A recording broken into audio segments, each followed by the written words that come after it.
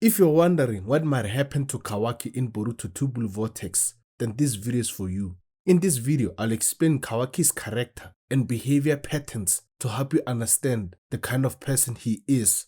I'll also talk about the choices he's likely to make, which could lead to the fate I believe he might face in Boruto 2 Blue Vortex. If you look at Kawaki's childhood, he had a very hard life. From a young age, he was forced to work just to earn money so his father could buy alcohol.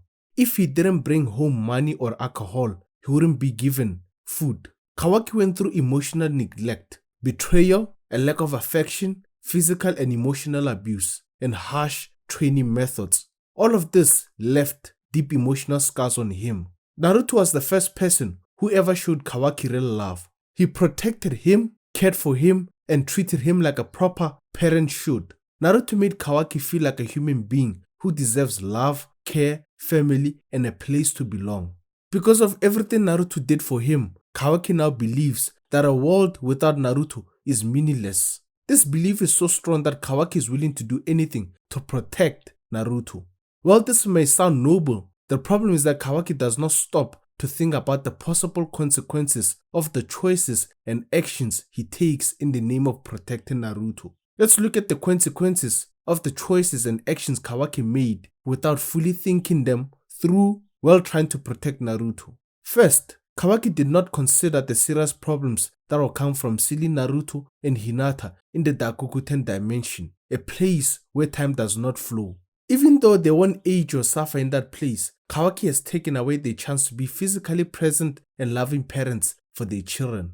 Kawaki was focused only on keeping Naruto safe. He didn't stop to think about how that decision might affect Naruto emotionally and mentally. Naruto grew up without his parents as they died when he was just born.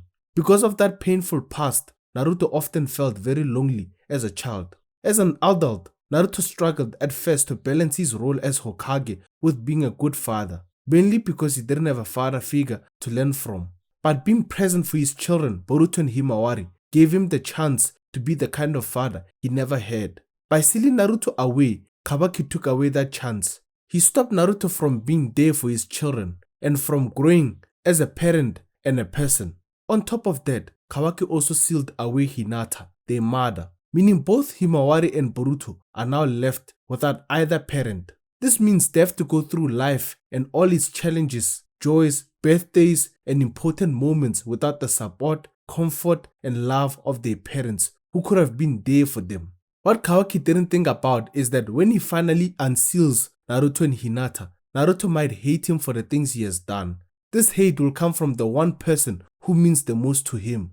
Kawaki says he would not mind if Naruto ends up wanting to kill him after being unsealed. But the real question is Kawaki truly ready for that moment, both mentally and emotionally? Second, after Kawaki sealed Naruto and Hinata in the Dakuguten dimension, he went after Boruto with the goal of killing him in Konoha. This was because he believed Momoshiki could take over Boruto's body and become a serious threat. But Kawaki didn't think about what could happen if he failed to kill Boruto, especially since all the Konoha shinobi were still in the village. Here's what happened. After Boruto noticed that his parents' chakra had disappeared from the village, he rushed to his home to find out what was going on. On the way, Kawaki had shrunk himself, tried to seal Boruto, but Boruto quickly reacted and used his karma to observe the sealing jutsu. The two of them started fighting. While Boruto and Kawaki were fighting, Sarada found out that it was not Code who almost killed Boruto in the earlier battle. It was actually Kawaki. That happened after Momoshiki took control of Boruto's body and Kawaki tried to kill Boruto. Sarada then ran to the fight to protect Boruto from Kawaki. At the time, neither Boruto nor Sarada could match Kawaki in strength. Even when Boruto told Sarada to run away because Kawaki would not listen and might actually kill her, she refused to leave. Because she stayed, she was nearly killed by Kawaki. What saved her was Boruto jumping in to protect her with his own body. Kawaki's attack hit Boruto's right eye, causing it to bleed. This shows that Kawaki didn't think about the full consequences of his actions. He became responsible for the disappearance of Naruto, the Hokage and a hero loved by everyone, and Hinata. And he also tried to kill Naruto's son and Sarada, the daughter of Sasuke, another powerful and respected shinobi. Kawaki let the power he gained from Mishiki's karma get to his head. He believed he was strong enough to fight against the Konoha shinobi and even other nations' shinobi who will want revenge for what happened to Naruto. He didn't think about the fact that he would be a rogue ninja with no one to guide him. When Mitsuki, Shikamaru and Sasuke arrived to help Boruto and Sarada, they were able to restrain Kawaki, something he didn't plan for at all when he made his decisions. The only reason Kawaki managed to escape was because Momoshiki took over Boruto's body and absorbed Shikamaru's Shadow Paralysis Jutsu, which gave Kawaki the chance to shrink himself and run away. If Momoshiki had not stepped in, Kawaki would have been finished then and there.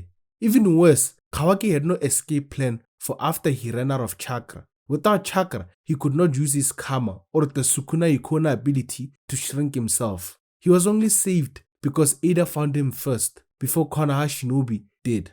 Kawaki then used Ada's omnipotence ability, which made everyone believe and remember that Kawaki was actually Naruto's son and Boruto was the one who caused Naruto and Hinata's disappearance and tried to kill Kawaki. These actions show a clear pattern. Kawaki makes serious decisions without thinking about the good or bad results. In this case, if Momoshiki and Ada had not stepped in, Kawaki would have been done for.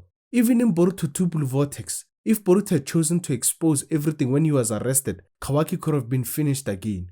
Kawaki keeps making risky moves but ends up being saved by other people, not because of good planning or smart thinking. One day his luck might run out. Third and final, Kawaki lets the power he has go to his head, especially when he believes no one is strong enough to stand against him.